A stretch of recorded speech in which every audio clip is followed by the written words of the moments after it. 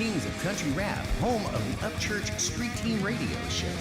Get the latest breaking updates, concerts, news, and tour information. Featuring all of your favorite artists broadcasting from 9 cities across the country. Also featuring Mud Monster TV, filmed at the biggest and largest awesome monster truck mud parties in America. Watch the Walk of Fame, featuring biographies and interviews of your favorite stars. Also catch Nash Vegas TV, covering all of the fun and excitement of downtown Nashville, Tennessee. The only show coming to you live from Music City.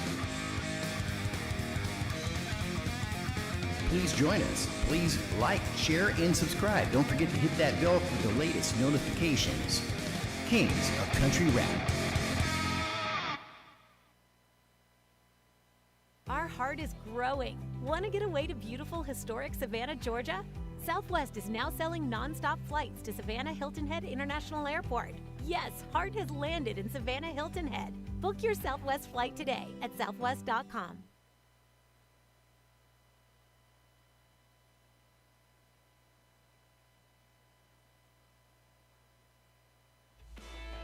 Coming to you from Nashville, Tennessee, you are watching Kings of Country Rap.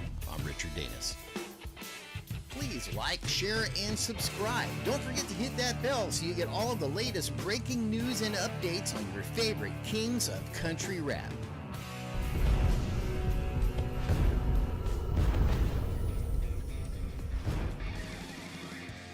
Well, hello everybody. Welcome to the show. This is Richard Danis. Could politics kill country rap, country hip-hop, rap music, hip-hop music? Well, let's see. Let's find out what's going on here today. First of all, let's start off with Cops running reality show that glorified police is canceled. That's right, folks. The TV show 33rd season was expected to premiere on the Paramount Network coming up here just in a few days. That's right, Cops. The television show has been yanked. What you gonna do, what you gonna do, bad boy, is no more, no more. The Paramount Network confirmed on Tuesday that it had removed the reality show from its schedule as protests nationwide call for the police reform. Late last month, and network had temporarily cut the show from its schedule. Temporarily. Now it is completely canceled. Cops is not on Paramount Network, and we don't have any current or future plans for it to return, a spokesman for the network said. Spike TV and predecessor to the Paramount Network picked up Cops in 2013 after the show was canceled by Fox, its network home for 25 years. The show's 33rd season was expected to premiere on Paramount on June 15th, which is just not going to happen now. The death of George Floyd last month in Minneapolis has catalyzed a movement setting off hundreds of protests and efforts to change criminal justice policy. The civil rights group Color of Change began a campaign in 2013 urging Fox to renew the unscripted law enforcement show called, and advertisers to withdraw support. Since Cops made its debut in 1989, the group said, the network, the show producers, and the advertisers have built a profit model around distorted and dehumanizing portrayals of individuals, Americans, and criminal justice system. So there we go, right there. Cops has been yanked from the television. It is no more, no more. Now, why are we talking about this country hip hop rap political thing here? Well, keep in mind, my friends, the times have changed. Obviously, free speech is no more, no more. In recent years, my friends, controversy surrounding the rap music and the hip-hop music and the country rap music has been in the forefront of the American media from the hype of the East Coast, West Coast rivalry that shadowed the murderers and rappers and Tupac Shakur and Notorious B.I.G. Big to the domination, the demonization of modern music in the wake of school shootings in the Littleton, Colorado. It seems that political and media groups have been quick to place blame on rap music, hip hop music, country rap music, country hip hop music for a seeming trend in youth violence. Wow, that kind of sucks. That's not a good thing. One of the reasons, folks, why a lot of artists can't get on the radio is because of their message and because of certain words that are used in, their songs and what have you. So it makes it really hard for any radio station to want to play, material that comes from certain individuals. Today's rap music reflects its origin in the hip hop culture of young urban working class African Americans and its roots and young Southern men in America. Its tradition, its function as the voice of an otherwise unrepresented group, and its popularity has grown, but now it's starting to go down. Now, why is that happening? Are politics going to kill the country rap industry, the country hip hop industry, like it is and has already been doing to the hip hop industry? The hip hop music is generally considered to have been pioneered in New York, the South Bronx in 1973 by a Jamaican-born cool DJ at a Halloween dance party thrown with his younger sister. Did you know that? Let's see. He used an innovative turntable technique to stretch the song's drum break by playing the break portion of two identical records consecutively. The popularity of the extended break lent its name to break dancing at first, a style specific in hip hop culture, which was pushed by the younger generation. Now, he extended his drum breaks and played it by DJs at New York dance parties. By the mid-'70s, New York's hip-hop scene was dominating by the turntables, which, us older folks, we know exactly what those were in the old days. Now the turntables have changed.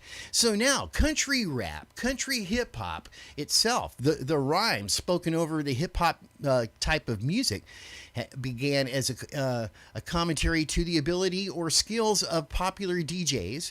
While the DJs were playing records at a hip-hop event, lots of MCs and forerunners of today's country rap artists introduced DJs and their songs and other Southern boys that were putting out, country rap, hip-hop type of music.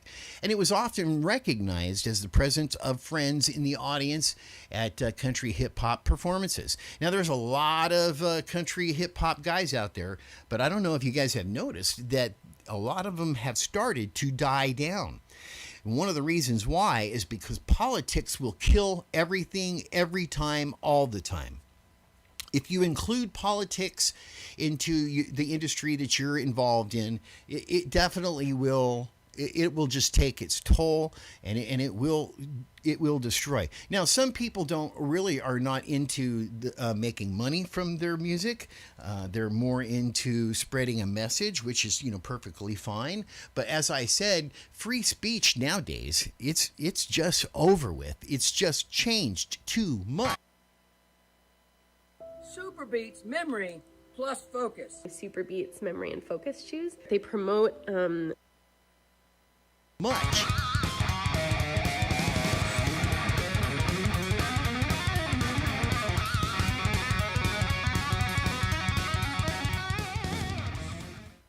And additionally, country rap, country hip hop potential for political advocacy stems from the function of its predecessors. Comes from African American rhyming games as forms of resistance to the system, and to talking about slavery. Rhyming games 6 encoded race relations with African American slaves and their white masters in a way that allowed them to pass the scrutiny of suspicious overseers. Additionally, rhyming games allowed slaves to use their creative intelligence and intellect to provide inspiration and entertainment. And that's what we're into. We love, the hip hop, country rap, hip hop sound and feel. But if it doesn't have a positive, I'm telling you this because I have not mentioned to a lot of people out there, but I produce 2 radio shows. For 2 different radio stations, one in Nashville, Tennessee, and one in Los Angeles, and we are not allowed to put certain artists on the radio because of their message. If their message has anything to do with violence, or if there's cursing in it, if there's a negative feel to it, they won't put it on the radio. Now, country rap shares its roots with other forms of traditionally African American music such as jazz, blues, and soul. It's all included in there, and a little bit of rock even. Now, rap may also be closely linked to a reggae music, a genre that is also developed from the combination of the traditional African American drumming beats and what have you, and the music of the bureau and ruling class by the youth of limited economic means within a system of African. Notice the word African lots in this discussion. African economic subjugation, in the ironic circle of influences, Jamaican reggae was played on African American radio stations in New York in the 1960s. Now, the development of country rap and reggae and hip hop has been an intertwined path of 2 different styles which have grown from and have thrived in similar circumstances. Finally, just as reggae has been under attack for some years and from many artists, the advocacy of violence, fighting, cursing, arguing to solve social, political, and economic problems. Notice I just said political and economic problems. Country rap has become the scapegoat of the American musical fabric, as it is too has faced many and mass popularity and commercialization, just as the hip-hop world has, and regular rap is now under threat of losing its power and as an art form of a social voice after being appropriated by those outside of the rap culture. Rap struggles to survive adoption and acceptance by those outside the world of the hip hop or country hip hop, country rap world. Now, folks, in the last decade, music has followed the path of commercialization that has destroyed the industry, the music industry, period. The radio stations, that's what and is this happening? Are politics affecting the success of country hip hop rappers? Is politics right now killing America's hip hop country genre? This is Richard Danis coming to you from the Upchurch Street Team Radio. Thank you for joining us. Coming to you from Nashville, Tennessee, you are watching Kings of Country Rap. I'm Richard Danis. Please like, share, and subscribe. Don't forget. With MailChimp's Creative Smarts, simply enter your website.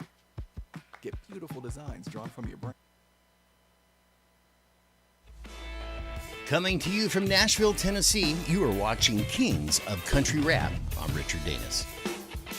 Please like, share, and subscribe. Don't forget to hit that bell so you get all of the latest breaking news and updates on your favorite Kings of Country Rap.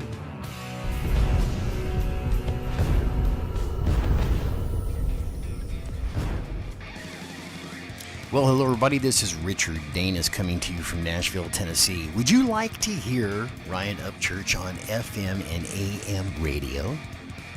Please like, subscribe, and share, and watch and see, and listen to what happens.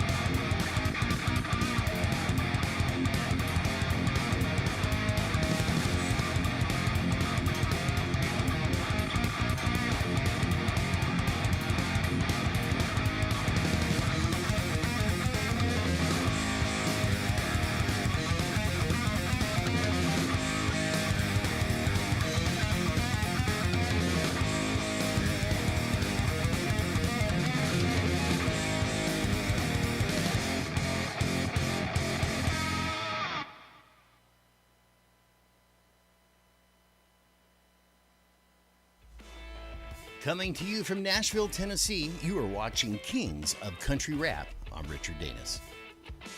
Please like, share, and subscribe. Don't forget to hit that bell so you get all of the latest breaking news and updates on your favorite Kings of Country Rap.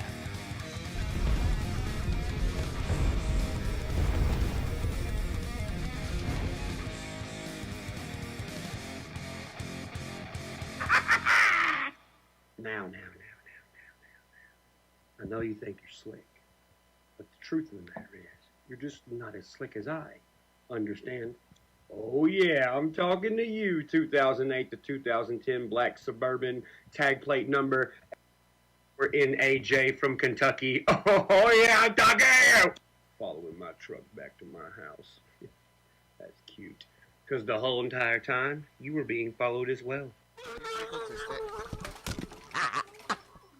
And actually, you still are being followed. Watch. Hey, you still got eyes on that black Suburban? Yeah, more. Appreciate it.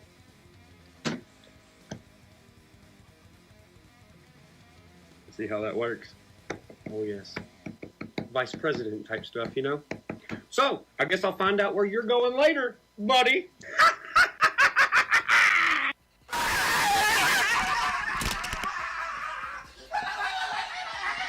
Women like toys. Of course they do. Yeah, we got all kinds of funky toys. Yeah, trucks, big machines, big things, you know. They got boyfriends that they pull out of their drawers. I named them. They name them. I've heard names of their toys. The governor here. The governor, right. The governor. So do you think that, or have you ever tried to supercharge a woman's toy? Yeah, every bridesmaid that comes down here. Okay. Always. What would you supercharge it with? Nitrous.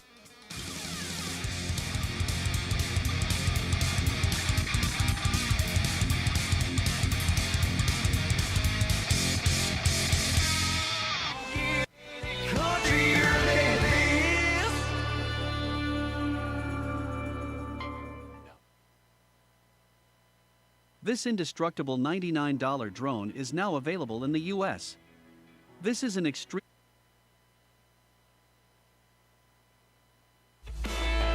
Coming to you from Nashville, Tennessee, you are watching Kings of Country Rap. I'm Richard Danis. Please like, share, and subscribe. Don't forget to hit that bell so you get all of the latest breaking news and updates on your favorite Kings of Country Rap. Welcome back to the show, everybody. Thank you for joining us again. Today we are talking about Bubba Sparxxx and his net worth coming up. Warren Anderson Mathis, born March 6th, 1977, better known by his stage name as Bubba Sparxxx, is an American rapper from Georgia. His singles include Deliverance, Ugly, and Miss Newbody, the latter of which peaked at number 7 on the U.S. Billboard Hot 100s. Now, in his early life, Mathis grew up in a rural area near LaGrange, Georgia. His father was a school bus driver, and his mother was a grocery store cashier. His closest neighbor, who lived a half a mile away, introduced him to rap music through mixtapes mailed from New York City. The music of Two Live Crew was his introduction to hip-hop, and he began listening to West Coast gangsta rap such as NWA and Too Short, and the Atlanta duo Outkast. With rapping as a hobby, he was a tight end linebacker for his high school's football team and earned a region honors in his senior year. Steve Harden, a former offensive lineman for the NFL's Atlantic Falcons and Denver Broncos, played football with him during high school, according to the interview with DonSouth of .com. Now, in 2007, he moved to Tampa, Florida. And his career: in 1996, he moved to Athens, Georgia, where he met industry veteran Bobby Stamps. Stamps noticed him rapping after a University of Georgia football game and later introduced him to Atlanta producer Shannon Houshkins. Houshkins and Stamps worked together to produce Sparxxx's first commercial CD release, Dark Days, Bright Nights. The debut album saw some success in Georgia and caught the attention of Jimmy Levine of Interscope Records. Sparks signed to Interscope and began work with record producers Timbaland, Organized Noise, as well as continuing work with Shannon. The major label reissue of Dark Days, Bright Nights, released via Timbaland's Beat Club Records in print, and which now include 5 collaborations with Timbaland and 2 Organized Noise debut at number 3 on the Billboard 200.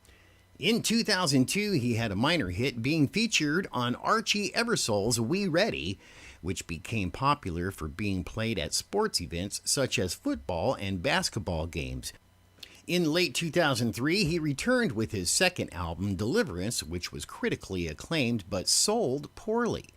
Sparks signed a recording contract with Virgin Records in 2004. Under Virgin, Sparks released The Charm with singles Miss Newbody and Heat It Up. He left Virgin to establish his own label, New South Entertainment, which is distributed by E1 Records. In 2007, he released his mixtape with DJ Byrne, one titled Survive Till You Thrive. He stated in an interview that he had planned on releasing an album to be called Miracle on Gamble Road. In 2012, he signed a Back Road Records, a subsidiary of the independent label Average Joe's Entertainment, owned by Shannon and Colt Ford, and recorded the song Country Boy Coolin', which was featured on Mud Digger Volume 3, a compilation album released by Average Joe's on June 12th of 2012. In January 2013, Sparks released the video Splinter, which featured Crucifix in the July 2013, a video for his single Country Folks, which features Danny Boone and the band Rehab and Colt Ford. The album Pain Management was released on October 15th of 2013. Now, also in March 2016, Sparks signed Yellow Wolf's a Slumerican Records imprint on October 7th, 2016. Sparks released his first release under Slumerican, the Bubba Mathis EP. Sparks released Rapper from the Country on September 16th, 2018 through New South Entertainment. Now, according to a celebrity net worth, Bubba Sparks' net worth right now is valued at approximately $800,000. So, as you can see, there's a lot of guys out there that are doing really well, but from what I can gather so far, from what I'm seeing so far, Ryan Upchurch is kicking butt on a lot of these guys. All right, guys, thank you for joining us. We'll talk to you guys real soon. Please like, share, and subscribe. Don't forget to hit that bell so you get all of the latest breaking news and updates on your favorite kings of country rap. I'm Richard Danis. Thank you for joining us on Kings of Country Rap.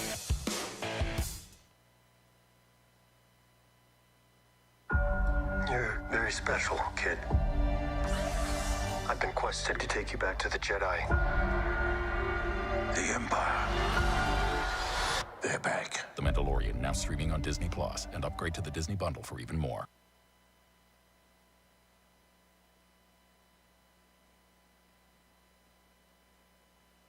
Since I started Noom, I've lost 70 pounds. I've lost 97 pounds with Noom. I've lost 92 pounds on Noom. I'm a stress eater, and I'm a comfort eater, and I looked for food to fill the void. Tried Noom, and I lost 10 pounds, which to me was huge. I hadn't seen the scale move in so long. I worked out every day for a year and just lost 10 pounds. I've been doing Noom, and I've already lost 14 pounds. I've been on a diet for 30 years. Noom's approach is different. When I lost my first 10 pounds, I knew that Noom was not only different, but it was working. Noom has changed my life more than I could have ever imagined. With Noom, you don't just lose weight to keep the weight off. I don't walk 10,000 steps a day. I really love Noom because the focus is around thinking about what you can do. I've lost 10 pounds. Down to 171.4 pounds and not going back up.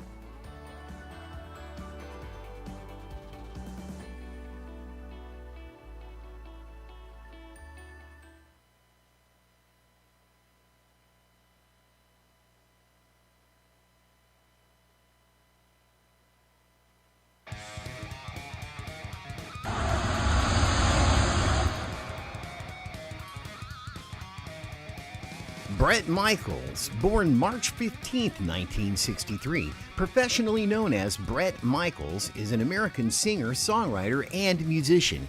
He gained fame as the lead singer of the multi-platinum rock band Poison, who have sold over 45 million records worldwide and 15 million records in the United States alone. The band has also charted 10 singles to the top 40 of the Billboard 100, including 6 top 10 singles and a number 1 single, Every Rose Has Its Thorn. Besides his career as a lead singer, he has several solo albums to his credit, including the soundtrack album to the movie A Letter from Death Row, in which Michaels starred, wrote, and directed in 1998, and Poison-style rock album Songs of Life in 2003. Michaels has appeared in several movies and TV shows, including as a judge on the talent show Nashville Star, which led to his country-influenced rock album Freedom of Sound in 2005. He started in the hit VH1 reality show Rock of Love with Bret Michaels and his sequels, which inspired his successful solo album Rock My World. He was also the winning contestant on NBC's reality show Celebrity Apprentice 3, and also featured in his own reality document series, Bret Michaels' Life as I Know It, which inspired his highest charting album as a solo artist, Custom Built, reaching number 1 on the Billboard's hard rock list. His body while conducting diagnostic tests, it was found that Michaels had a patient foramen oval, a hole in the heart, basically. It was further reported that his condition was operable and treatable, and his doctors believed that they had diagnosed the problem that caused his attack, a warning stroke, basically. But they felt that it had highly unlikely that it had connected to the brain hemorrhage, was connected to the brain hemorrhage he suffered just as a few weeks earlier before that. On October 11th, 2011, Michaels commented on his 2010 health scare, and with the following 2010 was without question a roller coaster year for Neurological Institute at St. Joseph Hospital and Medical Center in Phoenix for saving his life and his career. I'm Richard Danis. Thank you for joining us on Walk of Fame.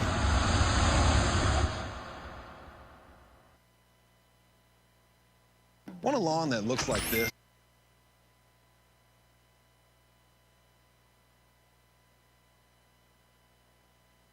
But your lawn looks a little bit more like this. Then you should click right here and check out True. Warning, you are entering a redneck area. Enter at your own risk.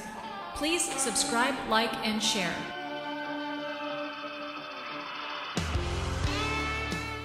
Say don't get any countrier than this. What's up, fuckins? How you guys doing? Welcome to the show out there. Well, Upchurch does it again, drops a nuke bomb song with this fantastic idea. And yeah, like in the middle of the night last night, Ryan dropped this new bad boy song. I'm telling you right now, it's called Upchurch Ideas, and it has all of the elements of a hit song. This is another reason why we call Ryan Upchurch the king of country rap and country hip hop. I'll tell you what, the guy just does nothing but kick butt with just killer lyrics, killer beat, killer sound, nice production. It's like the Cobra, the king of the Cobra bite. Now this song right here consists of lyrics where he is talking about the music industry dissing him and not paying any attention to him, and he's just going to bite back himself and do exactly what Ryan Upchurch does, bring out another song and just captivate the audience. I think everybody's going to love it. It is really badass. You know, I really don't know, and I don't see how many of these guys that are out there in the country hip-hop, country rap genre are going to be able to keep up with this man the way that he puts out songs. The talent and the skills, the writing skills are incredible, with incredible lyrics and really good production. So, you know, it's and then yesterday, the street team was out in downtown Nashville, Tennessee, and now about 500 people that didn't know who Ryan Upchurch was does now from our promotion that we did yesterday in downtown Nashville, Tennessee. It is just kicking butt out there in the world. Lots of crazy stuff, of course, you know, going on here with all this stuff, you know, on the streets of America. So we put out a thing last night that said, you know, peace in America. We want to thank you, all of you people out there that liked and paid attention to that for us. It's really important for us to pay attention to what's going on out there in the world, because everything that happens out there in America affects us in so many different ways. The other night we had our first episode of our channel with 9 different cities broadcasting and 3 different hosts hosting the show with us. Pookie D, Jennifer Danis, and myself, Richard Danis. So it's going really good, and we like to bring you guys the news. So here, take a listen over at Ryan's channel. Listen to his song. Listen to the lyrics. Listen to. I mean, it has incredible power and energy. It's just badass, bad to the bone. Now, yesterday, while the street team was out in downtown Nashville, where the bands are playing again, we went into Kid Rock's place, and it's just rocking and rolling with really good bands and what have you. And, you know, basically, the Nashville is back open up, and it's just kicking butt again. It wasn't really super crowded, but it did have a good amount of people on the streets. People's enthusiasm was back up. We got a chance to talk to some Ryan Upchurch fans, and we asked them, what is your favorite thing about Ryan Upchurch? What is it that you follow him for? And everybody was saying, you know, basically a lot of guys, a lot more guys than women knew who Ryan Upchurch was. And some people would say, yeah, I heard his name, but I don't know much about him. And so we informed him and had him go over to Ryan Upchurch's channel and check him out and check out his music and what have you. But you know what? A lot of the guys out there really like the fact that he's just ballsy. He's down to earth. He's very humble in a lot of ways. He pushes and pushes. He tries really hard for his fans. He does everything that he can to please everybody, which is almost impossible to do. Even the haters come around on our channel every once in a while going, oh man, this, and they want to stop pushing Ryan Upchurch. There's so many other people, other better hip-hoppers and rappers and country rappers and all that crap. And, you know, it's okay if the haters come around. We don't mind them at all, actually. They encourage us and other Upchurch fans like yourself to push even harder. So that's what's going on. Now, also, I understand that Ryan's getting ready to do some really cool stuff, I guess, that has to do with promotions and publicity, which is an awesome thing to see and hear.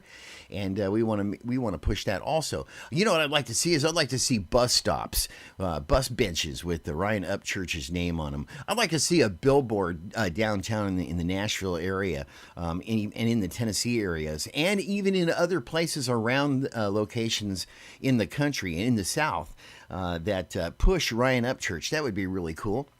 And then also there should be a promotion, I think, I'd love to see happen too, is a big promotion on Broadway in downtown Nashville, Tennessee.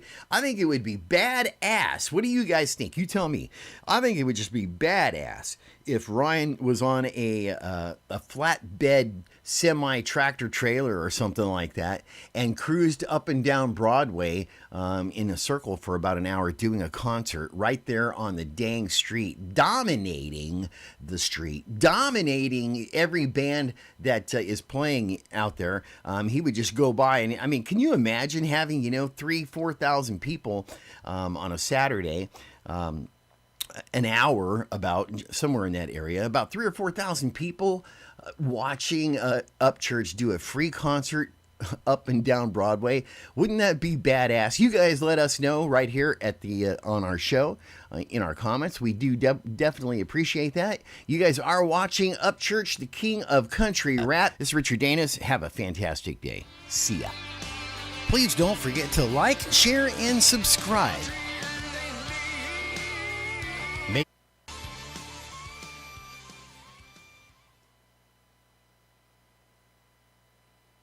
With With MailChimp's customer journey smarts, you can track when a customer buys something. Warning, you are entering a redneck area. You may encounter American flags, armed citizens, the Lord's Prayer, Lynyrd Skynyrd, and country music. Enter at your own risk. Please subscribe, like, and share.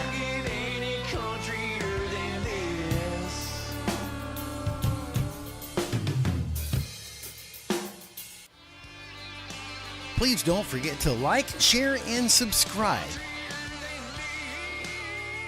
Make sure you hit that bell for all the latest updates and news. Coming to you from Music City, Nashville, Tennessee. Join us every Saturday night, now broadcasting live from our affiliates in the following cities: Nashville, Los Angeles, Atlanta, Dallas, Charleston, Pensacola, Panama City, St. Louis, and Jacksonville. Upchurch Street Team Radio is a Richard Danis production. Please subscribe, like, and share.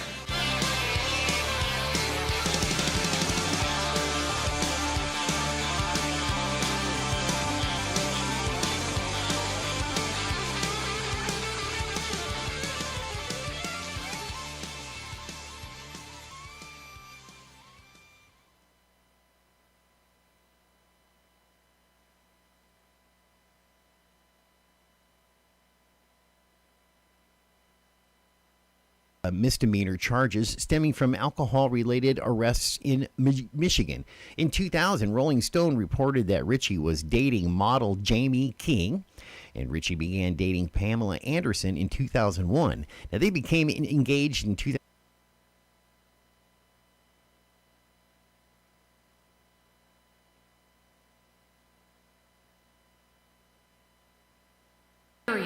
You may encounter American flags, armed citizens, the Lord's Prayer, Lynyrd Skynyrd, and country music. Enter at your own risk. Please subscribe, like, and share.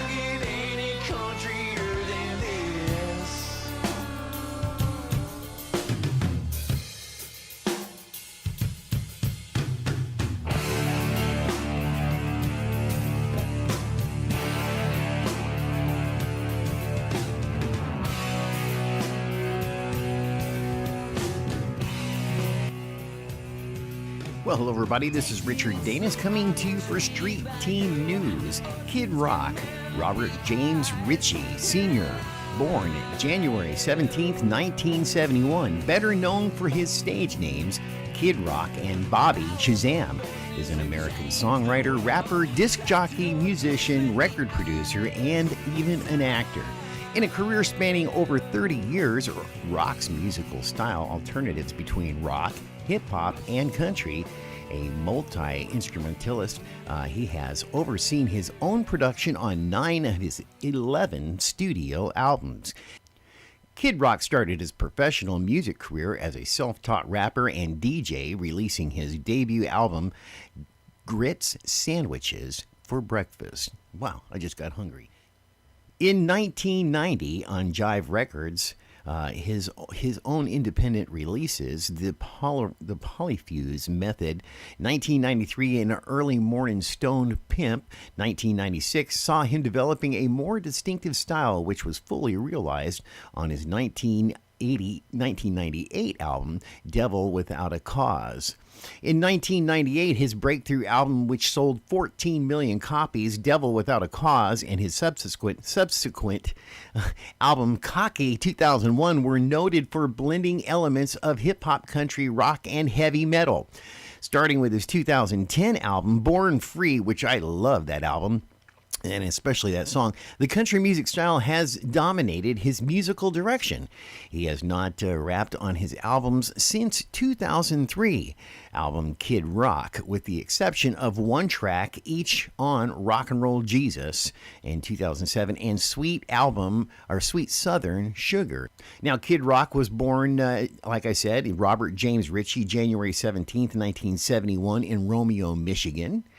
He is a Republican. He was married to Pamela Anderson in 2006 and divorced in 2007. One child. Jill Ritchie Relatives is his sister. Music career, rock, hip-hop, country, rap, rock, and new metal. Occupation, singer-songwriter, rapper, disc jockey, multi-instrumentalist, and actor. Instruments that he plays, vocals, guitar, piano, drums, turntables. The labels that he has been with, Broken Bow, Warner Brothers, Lava, Atlantic, and Jive. Now, as I stated, Kid Rock was born in Romeo, Michigan, to the father of William Ritchie, owner of multiple car dealerships, and his mother, Susan Ritchie. Ritchie's father owned a 6-acre estate, 5,628 square foot home where Ritchie grew up, regularly helping his family pick up apples and caring for their horses. In the 1980s, Ritchie became interested in hip-hop, began a breakdance, and taught himself how to rap and DJ while performing in talent shows in and around the Detroit area. A self-taught musician, Ritchie plays every instrument in his backing band. Now, in his early career signing with Jive Records, Kid Rock began his professional music career as a member of the hip-hop music group The Beast Crew in the late 1980s. During this time, he met rapper D-Nice. The relationship would eventually lead him to becoming the opening act at a local shows for Boogie Down Productions. During this time, Kid Rock began a professional association with producer Mike E. Clark, who after some time and some initial skepticism with the idea of a white rapper, found himself impressed with Kid Rock's energetic and well-received performance, where the artist, using his own turntables and equipment, actually prepared his own beats to demonstrate his skills for Clark. In 1988, Clark produced a series of demos with Kid Rock, and that eventually led to offers from 6 major record labels, including Atlantic and CBS Records. In 1989, Kid Rock became a shareholder in an independent record label that was formed by Alvin Williams and Earl Blunt, EB Brand Productions, called Top Dog Records. Later, that investment would become 25% ownership at stake. Now, with the help of D-Nice, Kid Rock signed with Jive Records at the age of 17 years old, releasing his debut studio album, Grits Sandwiches for Breakfast, in 1990. According to the Kid Rock, and a contract with Jive Records resulted in anonymously from fellow rapper Vanilla Ice, who Kid Rock claimed felt that he should have been signed with Jive instead of Kid Rock. The album made Kid Rock one of the 2 biggest rap stars in Detroit in 1990, along with local independent rapper Isham. To promote the album, Kid Rock toured nationally with Ice Cube, D-Nice, Yo-Yos, and Too Short. Now, Detroit artist Champtown served as Kid Rock's DJ on his tour. During the in-store promotions for the album, Kid Rock met and developed a friendship with local rapper Eminem, who frequently challenged Kid Rock to a rap battle. Ultimately, unfavorably, comparisons to Vanilla Ice led to a Jive dropping Kid Rock, according to Mike E. Clark. Now, signing with the Count Neum Records and Polyfuse Method in 1992 through 1995. In 1992, Kid Rock signed with a local independent label. Around this time, Kid Rock met the local hip-hop duo, or hop duo, Insane Clown Posse, through Mike E. Clark, who was producing the duo at the time. Now, while ICP member Violent J disliked Kid Rock's music, he wanted the rapper to appear on ICP's debut album, Carnival of Carnage, believing the appearance would gain ICP notice since Kid Rock was a nationally successful artist. Noting that the local rapper Isham was paid $500 to appear on ICP's album, Violent J claims that Kid Rock demanded $600 to record his guest appearance, alleging that Isham and Kid Rock had a feud over who was the bigger rapper. Kid Rock showed up to record the song Is That You, intoxicated, but recorded his vocals and recording scratching the following day. In 1993, Kid Rock recorded his second studio album, The Polyfuse Method, with producer Mike E. Clark, who worked with Kid Rock to help him and give the album more of a rock-oriented sound than his debut album. Kid Rock also began releasing his bootleg cassette series to keep local interest in his music, and then later on in the year, Kid Rock recorded the EP Fire It Up at White Room Studios in downtown Detroit, run by brothers Michael and Andrew Nira, who were forming the rock soul band Robert Bradley's Blackwater Surprise. I don't know if you guys remember them.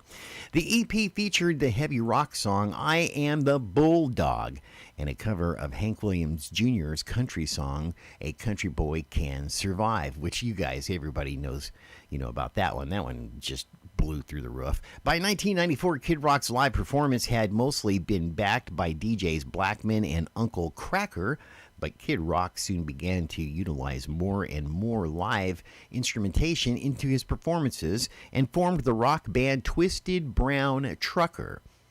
After breaking up with his girlfriend, Kid Rock moved engineer Bob Ebeling into his apartment during a recording session with Mike E. Clark. The producer discovered that Kid Rock could sing when he recorded a rework cover, Billy Joel's It's Still Rock and Roll to Me. And you guys probably remember that one also.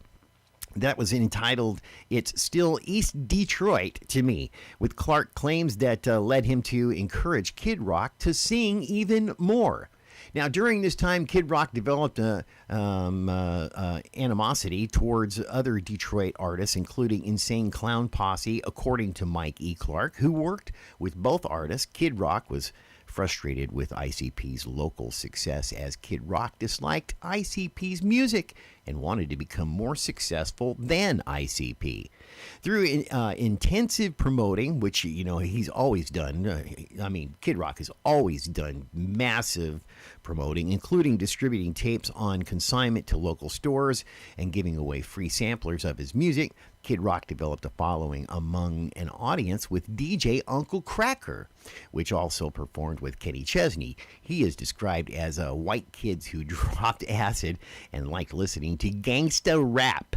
This following included local rapper Joe C., who had been attending Kid Rock concerts as a fan, but upon meeting Kid Rock was invited.